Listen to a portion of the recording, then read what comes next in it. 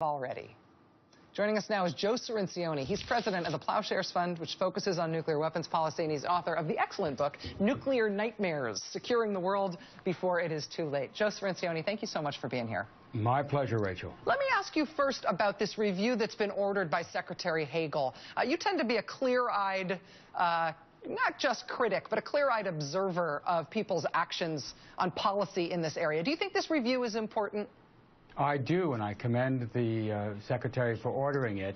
The problem, however, is that if it focuses solely, as it seems to be, on the personnel and the policies and procedures for training these forces, I think it's going to be little more than a Band-Aid on the problem.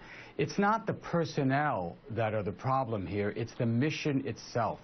For example, we have 500 highly trained Air Force officers in the ICBM force. We put them in steel cocoons where they work around the clock, underground, under the prairies of America, practicing to push a button they know they're never going to push.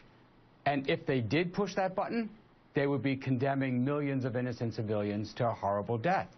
What kind of a job is that? What kind of a mission is that? We have a Cold War nuclear command with obsolete weapons on a meaningless mission.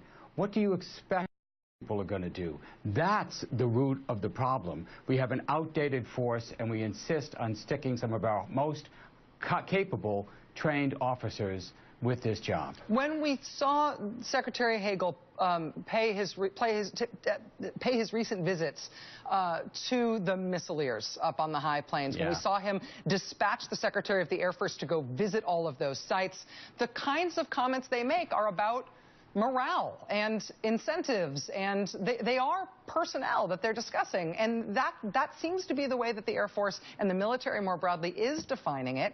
And when they do talk about the mission, all they talk about is how important the mission is, how vital it is, and how much everybody still supports it, and how that's not at risk. What you're talking about is completely the opposite of the way the military seems to be approaching it.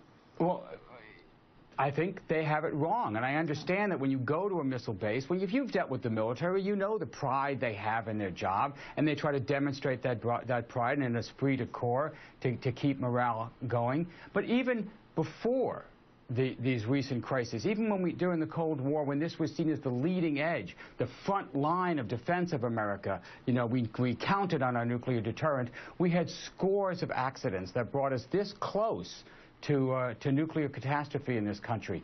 As the forces dropped after the Cold War, the accidents decreased, but now we still maintain a Cold War level. We have 5,000 nuclear weapons, many of them on hair-trigger alert, ready to launch in 15 minutes. For what? For what mission?